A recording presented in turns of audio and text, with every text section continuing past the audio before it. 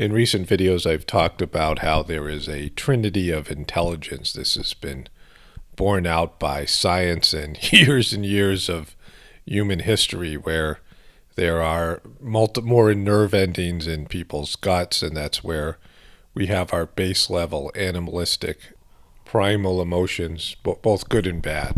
And of course, we know about our minds and our brains, and that's where we have basically our egos and our consciousness, our mental consciousness, our human consciousness. And the least known of the three is the heart and the heart level intelligence, where we have our higher level intelligence, our connection to inner dimensions of higher consciousness, our feelings of love and these types of things, our connection to God. And it's where our soul resides. This is our soul consciousness. And that is the region that has the best chance for expansion and development and perfection. And right now, during the Kali Yuga, it is something that is our hearts are getting pummeled in different ways. This is a hard time on the human heart. Of course, we need our guts, we need our minds as well. And the heart, like all the other regions, has its abilities and things that it can't do. And for the heart, it doesn't see the negative egotistical qualities of other people. Our heart feels, and it feels on a soul level. And if you have a soul connection with somebody, and there is some sort of love between you, maybe from a past existence or prearranged type situation, a soul agreement before you incarnated, and that person is off or askew in some way, they are not doing what they need to do, your heart only remembers what your agreement was and the higher level consciousness in this person. It doesn't see any sort of distortion or personality disorder or egotistical qualities that make this person dangerous to you or negative to you. The heart just loves. And also, there are times in your life where you're supposed to follow your heart's path. And there are going to be negative things that come from this in terms of your guts and your mind, and because of your ego and these types of things. But that's the path that your soul wants you to follow. And so following your heart's path, there's no guarantee that it's going to make your life better. And oftentimes, it's going to make your life worse. And I'm not talking just about romantic relationships. You have people in your life that you feel love for and you're connected to on a heart level, but they're going to cause you some pain and suffering. This is 100% of humanity experiences this. And there are some dynamics about heart bonding, and this is why I talk about the way that romantic relationships are conducted in terms of young people going to bars or using the internet and then dating people for a number of years, like starting in high school and then going on maybe into someone's 30s or 40s, and having this trial by error where their hearts get involved and they are with the wrong people and they have no way of knowing this. Of course, I've talked about how arranged marriages in India used to work with the parents of the child and elders, the gurus, reading the spiritual condition and the compatibility of the couple and having some sort of guidance of elders in the community. Of course, that system has been corrupted like everything else, and is now more based in materiality, in social climbing and becoming wealthy and these types of things, where people look at potential spouses on how they're going to affect the other person and the family materially. So it's, again, a corrupt system. But none of these systems are really working, and people don't have discernment. We are confused. We're not trained to be able to detect and to figure out people we have soul contact with. This idea of twin flames I've covered in a recent video. And so people just stumble around feeling lonely, feeling whatever they're feeling that's craving them to be in a relationship. And yet they don't know who to be with in terms of romantic relationships or even friendships. And they go through all these sort of painful experiences. And I think this is a condition that women suffer from more than men, where they are usually the person that they first have sexual relations with, but it could be somebody else. and they bond to this person. Of course, men can have this thing happen to them too. And maybe there's a connection there. Usually there's a past connection, past life connection, a soul connection. And they bond to a person. And that person is sort of the love of their life for the rest of their lives, even if that person, and often that person, is not right for them. In fact, it might be somebody who's abusive or a horrible human being, but they've bonded to this person. And they can break up with this person years and years ago, get married. I'm talking about the woman, have 3 kids with their new husband, 4 kids or something. And then this guy comes back into their life and they'll run away with him, even though he's just a horrible human being and the woman knows it, or just be tempted to run away because it's just this bond of first love. Of course, this can also happen to men. This person that can come into your life at any time and say, here, just run away with me here or do this, and you'll drop everything. Drop your own life, drop your own preferences, do what's not best for you, engage in criminal activity. I mean, God knows what, because you're completely bonded to this person. And this is on some level to do with physicality and sexuality, but also the human heart. And the heart bonds to somebody like a duck, when a little duckling or something, a bird that's hatched and bonds to the first being that it sees. You have this situation where a duckling or some sort of bird will bond to a human being because it assumes it's its mother and it has a visual bond. And this happens with human beings as well. And this is what makes the dating process horrible, because there's nobody looking out for you and the heart just wants to love. The heart connects to people. And if you have some sort of soul connection with somebody, even if they're completely not right for you, without the advantages of having elders that are looking out for you and friends and people that can see, because the heart wants what it wants. And of course our egos and everything else that's involved are people's sexual drives and these sorts of things. And then people just go ahead and do things that are bad for them. And often it could be something that ruins their life. You have all these single parents raising kids on their own, being in these horrible relationships, digging a deep hole, a material hole, financially and all these types of things, and then having to work their way out of this, and they don't get clear until they're maybe not ever in this life, but into their 40s and 50s, and these types of things, having to start over because of some bad relationship that started in somebody's teens or 20s, and then just basically consumes their life for the next 20 or 30 years. And that's why it's the best possible solution to all of this is to give your heart to God. And this is the goal of the Heartfulness meditative system that I do.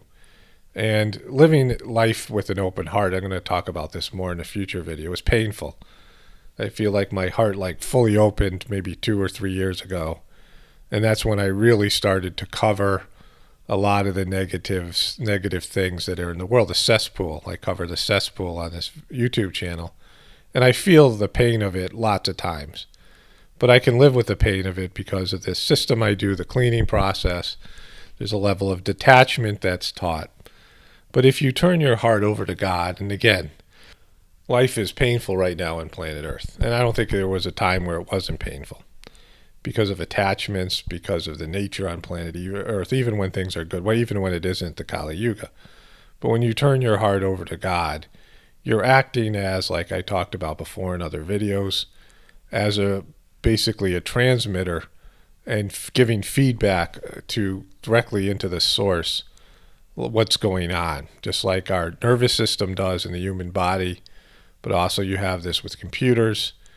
And you're gathering information, as painful as it is, and you're relaying it back to God. And then corrections can come down to the planet. And so you're doing work and service. And God is there to help you protect your heart, no matter how much pain that you feel, and able to help you absorb your problems and your issues. And so your heart is surrounded by God's love, which is a beautiful thing. And it's really the only remedy to painful life on earth. And then there's just the craving develops to return to the source and go back home. And so a detachment to the physical reality around you, no matter what it is, pleasurable or painful, there is just this detachment that develops, and then you don't feel things as strongly. They don't hurt you as badly, and you enjoy things more, but in a way where you're not attached to them, where you allow them to pass through you, the pains, the joys of life, in a much more relaxed and detached method, knowing that it's just a temporary condition, the highs and lows of life on planet Earth, that you don't get too attached to the highs and you don't get too repelled by the lows, and you just go through life enjoying when it's time to enjoy and suffering when it's time to suffer, knowing that the condition will change and it's a temporary condition in a much lighter way, where you're much more still thinking about God and feeling God's love while going through your physical experiences, no matter how painful they are or how pleasurable they are. You know that it's just temporary. And then there's the permanent condition of being connected to God that exists in this life and future lives, and could have existed in past lives and other planes of existence. Wherever your soul happens to reside, you have this constant connection with God and feeling God's love in your heart. And so with this constant connection, you can get through anything, no matter how difficult or how wonderful. And then when you approach relationships, whether they be friendships or business partnerships or something that's on a romantic level, you can do it with an open heart and not worry about being deceived or being tricked. I'm going to talk about this also in another video about this show Sneaky Pete, and this idea of this sort of flim-flam man that you see, people who get off on taking advantage of other people.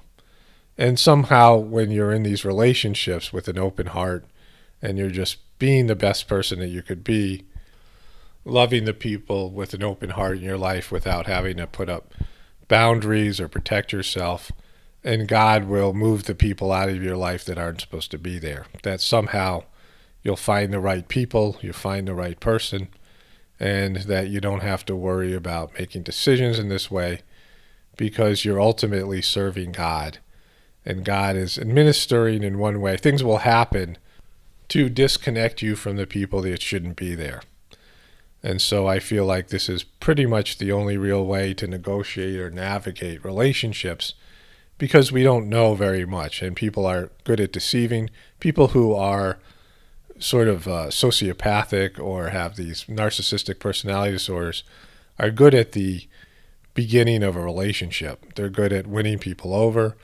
They're often charming and have charisma and these types of things.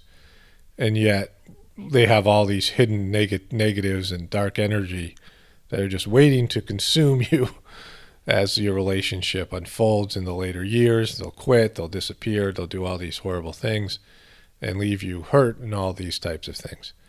And so when you have God and you go through something like this, you just throw up your hands and you say, you know, God's protecting me and I'm better off without these people in my life. And your heart's protected because you still have God's love, which is superior to humans' love. And it's great to have a loving relationship with people. It's great to have family and friends and all these types of things. But ultimately, there's no substitute for the purity of God's love. God's love comes directly to the source and goes right into your heart from another dimension. And this is a wonderful thing. And if you had to choose between that and human love, well, God's love is just superior. It's something that's eternal to your soul. It goes far beyond this life and the material aspects of human love. And having that as your basis makes your ability to love other people and treat them on a higher level with better respect and give them the kind of positive energy they need and they need from you is a lot easier, because you're getting directly from the source. They're not depleting you of your love, your limited human love, your limited love as a soul or a being, but you are plugged in directly to the source. And so you have an infinite amount of love to draw from. So it's like anything that you give away can be replenished. So this is a beautiful concept, a beautiful system in the Heartfulness system with this yogic transmission that helps make this possible. And again, we're all living in a time where your hearts are going to be hurt because people are liars and our system is distorted and we don't know how to live like natural human beings. And there's all these unnatural problems and stresses that we don't know how to deal with, and we're cut off from our spiritual nature and our source. And so this system at least alleviates that one problem, that we're no longer disconnected from our source. And by being connected to God, then our lives become God's problem. Our lives become God's problem. In that we're working for God and we're surrendered to God, and God has our heart. Our heart is in God's hands, so to speak. Our heart is in God's heart. And so God has to protect our hearts and to do what needs to be done in our lives so that we can move forward spiritually, so that we can better serve God and we can be just the best possible human beings that we can be. And so this is a wonderful way to avoid a lot of the pitfalls in life, because we have one primary service, we have one primary goal, and then the rest of the goals that we have and the rest of the relationships that we have get elevated through love, devotion, and faith. So this is a wonderful idea, and it's a wonderful system, and it's something that helps us cope with a negative world. This is Paul Romano reporting from the Apocalypse. Everybody have a blessed day.